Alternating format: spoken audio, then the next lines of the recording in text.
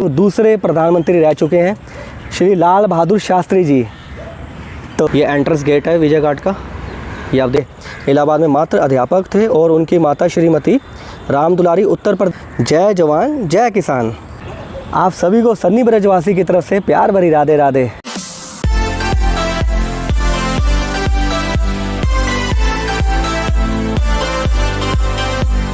आज मैं ऐसी जगह पर आया हूँ जहाँ पर जैसे शायद हमने अटल बिहारी जी के आपको दर्शन करवाए थे उनकी समाधि के, तो आज वैसे ही हम इतने बड़ी शख्सियत जो कि भारत रत्न तो है ही है वो, बट उनकी जो कर्म, जो तपस्या, जो उनका व्यवहार जो रहा है भारत के प्रति समर्पित रहा है, तो उसकी कल्पना करना तो एक अलग ही मतलब वो है और इतनी प्रेरणा देता है वो। तो वो भारत के जो है वो दूसरे प्रधानमंत्री रह चुके हैं श्री लाल बहादुर शास्त्री जी। तो उन्हीं की समाधि पर आज मैं आया हूँ और उनकी समाधि के मैं आपको दर्शन करवाऊँगा और उनके बारे में बात करेंगे। तो चलिए चलते हैं श्री लाल बहादुर शास्त्री जी की समाधि पर। विजय घाट, लाल बहादुर जी की यहाँ पे शास्त्री जी की समाधि है विजय घाट में। ये एंट्रेंस गेट है विजय घाट का, ये आप देख रहे हैं। तो यहाँ से एंटर होकर आना पड़ेगा आपको लाल बहादुर शास्त्री जी की समाधि के विजय घाट में। तो ये हम चल रहे हैं श्री लाल बहादुर शास्त्री जी की समाधि की तरफ जा रहे हैं। और ये आसपास का जो वातावरण है यहाँ का समाधि के पास का, ये आप देख ही सकते हैं कितना सौंदर्य है, कितना हरा भरा है। ये आसपास का जो व्यूज़ है ये आप देखिए। ये लाल बहादुर शास्त्री जी की समाधि है जहाँ पर विजय घाट में। तो ये आसपास का जो नज़ारा है मैं आपको दिखा रहा हूँ, तो आप देखिए इस सुंदर फीलिंग्स को, कितना अद्भुत नज़ारा है। तो आपको आनंद आने वाला है और मैं आपको चलकर मैं आपको समाधि जी के दर्शन कराता हूँ, ठीक है। तो ये देखिए भारत के दूसरे प्रधानमंत्री रह चुके श्री लाल बहादुर शास्त्री जी की समाधि के दर्शन कीजिए आप। ये उनकी समाधि है, मैं आपको थोड़ा सा क्लोज़ करके दिखाता हूँ। ये देखिए, तो अभी ये बारिश बहुत हुई है यहाँ पर, तो ये बारिश की वजह से यहाँ पे पानी बहुत हो रखा है। तो आप और मैं मिलकर जो है जय हिंद बोलेंगे, जय हिंद लगाएंगे, नारा लगाएंगे। तो लाल बहादुर शास्त्री जी को जो है प्रणाम करेंगे, उनके समाधि के दर्शन करते हैं। जय हिंद जय भारत। और प्रणाम है साक्षात लाल बहादुर शास्त्री जी को, क्योंकि देश के लिए उनका जो योगदान रहा है वो अतुलनीय है। तो जय हिंद जय भारत। और ये उनकी समाधि के आप दर्शन कीजिए।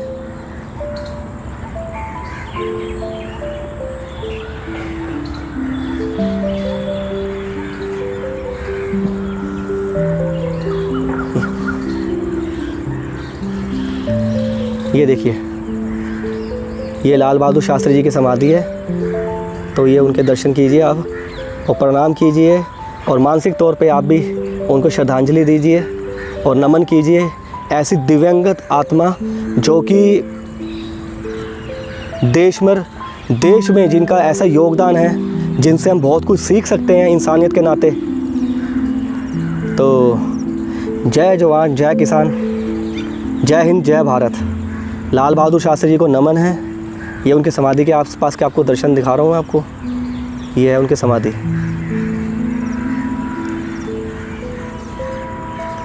ये क्लोज से करके दिखा रहा हूँ। तो जैसा कि मैं आपको बता रहा हूँ, आज बारिश हुई है ना, तो बारिश की वजह से पानी हो रखा है।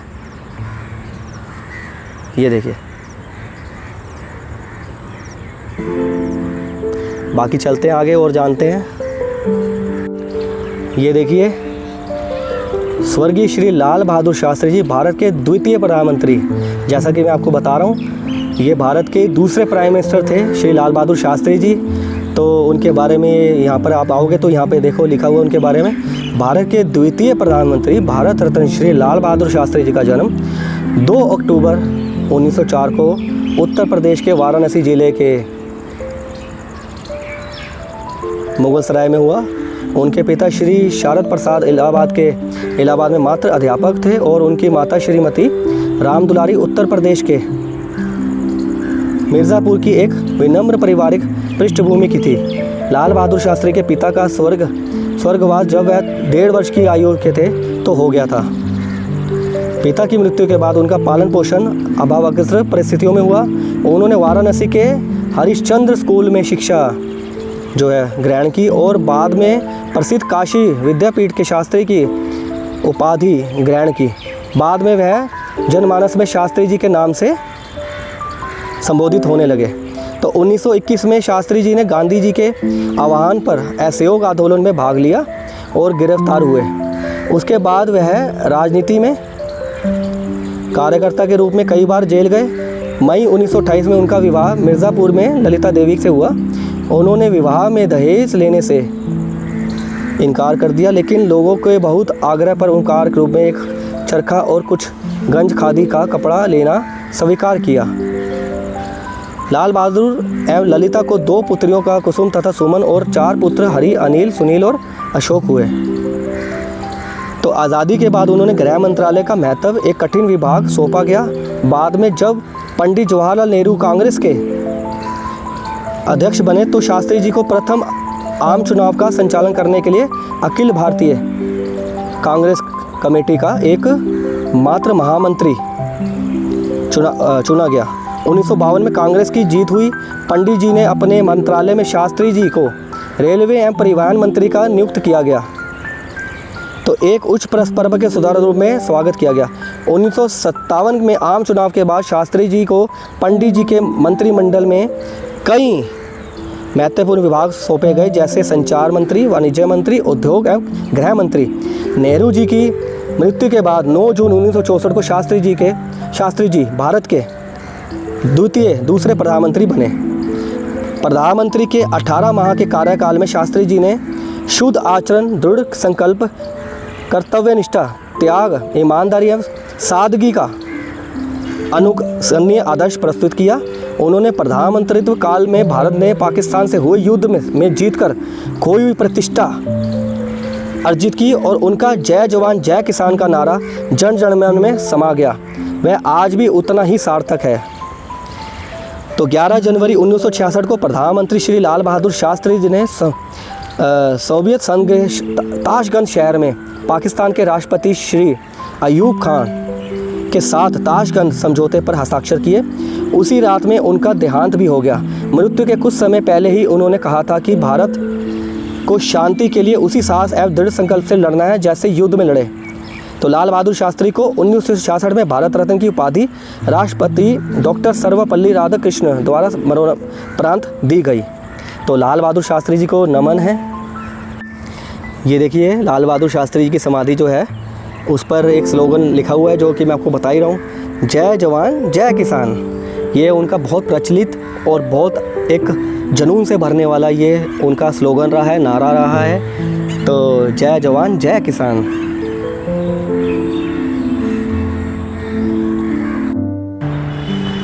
लाल बहादुर शास्त्री जी की जब समाधि की तरफ आएंगे तो आपको आना होगा विजय घाट में, क्योंकि लाल बहादुर शास्त्री की जो समाधि है वो विजय घाट में है। जैसे अटल जी की समाधि जो थी वो सदैव अटल में है और महात्मा गांधी जी की आपको भी दिखाई थी वो है राजघाट में। तो जब आप लाल बहादुर शास्त्री जी की समाधि की तरफ आएंगे ना तो आपको आना होगा विजय घाट में। तो ये आप ध्यान रखिएगा। और विजय घाट जो है वो भी शांतिवन के नज़दीक ही है, बिल्कुल आधा किलोमीटर के दूरी पे है। और मैं कोशिश करूँगा अपना डिस्क्रिप्शन में आपको उसका एड्रेस वगैरह है वो आपको शेयर कर दूँगा। तो बस इसी तरह साथ में दर्शन बने रहिए और एहसास करते रहिए हमारे इतिहास का, जो कि बहुत ज़रूरी है हमारे लिए। बस उसकी फीलिंग्स को एंजॉय करिए और फीलिंग लेके जाइए, दर्शन कीजिए और उसके साथ उसकी प्रेरणा को साथ में लेकर चलिए ताकि हमारा भारत जीवित रहे और उसके जो संस्कार है वो हमारे साथ चलते रहें। तो जय जवान जय किसान। तो आप देख सकते हैं मैं श्री लाल बहादुर शास्त्री जी की समाधि के पास ही खड़ा हूँ और आप सब भी दर्शन कीजिए और कमेंट बॉक्स पर भी लिखिए जय हिंद जय भारत और उनके प्रति सहानुभूति और उनके प्रति जो भी आपके विचार हैं वो आप कमेंट बॉक्स में शेयर कर सकते हैं। और लाल बहादुर शास्त्री जी का जो आई थिंक जो हमने जाना है और जितना भी आप सब भी शायद जानते होंगे कि उनका जो स्वभाव रहा है देश के प्रति एक बहुत ही एक नॉर्मल एक आम इंसान की तरह, जैसे एक आम इंसान होता है ना, जैसे एक अपने ही मतलब उसको कोई घमंड नहीं या किसी चीज़ का वो नहीं, जबकि वो हर उस पद में रहे हैं। गृह मंत्रालय के पद पे रहे, संचार मंत्री के रहे, विदेश मंत्री रहे तो बहुत सारे कार्यभार उनके पद पर रहे हैं वो, और दूसरे भारत के प्रधानमंत्री भी श्री लाल बहादुर शास्त्री जी रहे।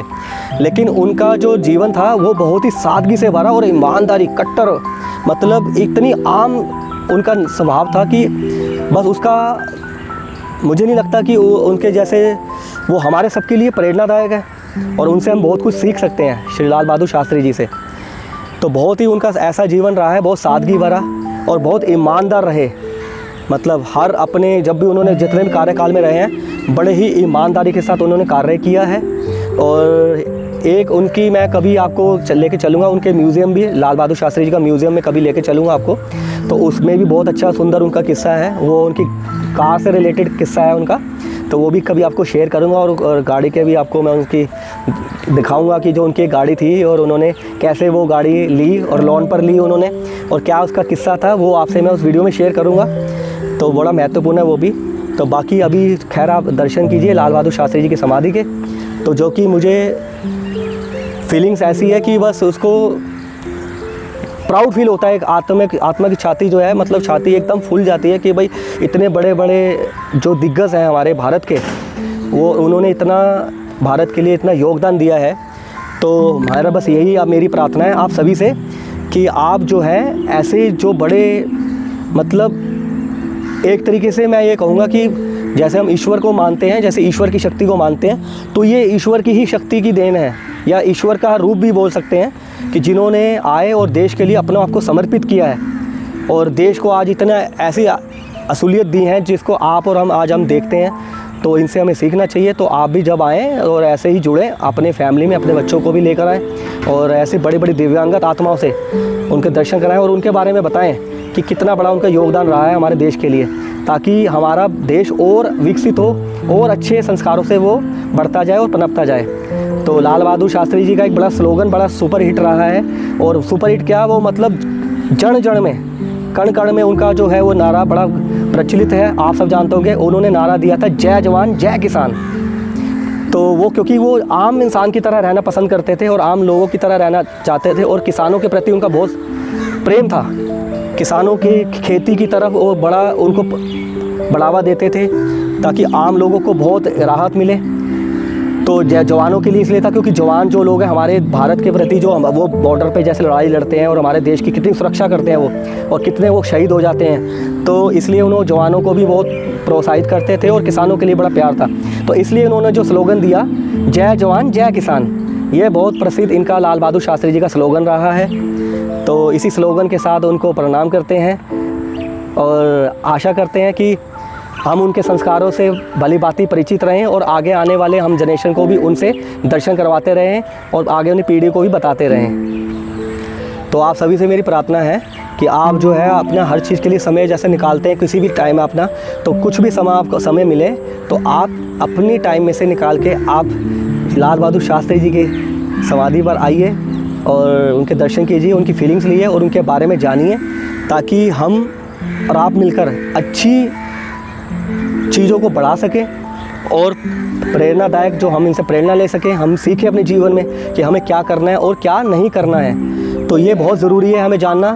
तो आप भी अपना आएँ, प्रेरणादायक इनसे लें और अपने साथियों को भी शेयर करें और बस इनके साथ जुड़े रहें ताकि हमारी आत्मबल और बढ़ता जाए। क्योंकि जब हम ऐसी दिव्य शक्ति के पास जब आते हैं, ऐसे ही महसूस करते हैं, तो हमारे आत्मिक बल और बढ़ जाता है, मानसिक बल और बढ़ जाता है और कुछ करने की एक अलग से एक ज्वाला जलती है कि हम भी कुछ देश के लिए कर सकें। उनके जितना तो नहीं है, उन्होंने तो इतना कुछ किया, बट उनके लक्ष्य कदमों पर चलकर कुछ थोड़ा बहुत ही हम उसके लिए योगदान कुछ कर सकें। तो ये उनकी ही एक तरीके से अगर हम कुछ कर सकते हैं देश के लिए, तो ये उनकी दिव्यांगत मतलब उनकी आत्मा को भी एक शक्ति मिलेगी, शांति मिलेगी और वो भी प्राउड फीलिंग करेंगे कि हमने जिस राह पर हम चले और उसी राह पर हमारा देश भी चल रहा है। तो बस इसी तरह हमारे चैनल के साथ बने रहें। बाकी मैं आपको और चीज़ें भी दिखाता रहूँगा, जैसे और भी रील से जुड़े हुए।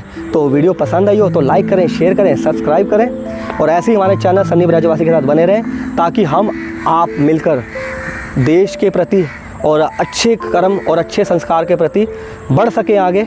तो इसी के लिए सन्नी ब्रजवासी की तरफ से जय हिंद, जय जवान, जय किसान, जय भारत, श्री कुंज बिहारी, श्री हरिदास।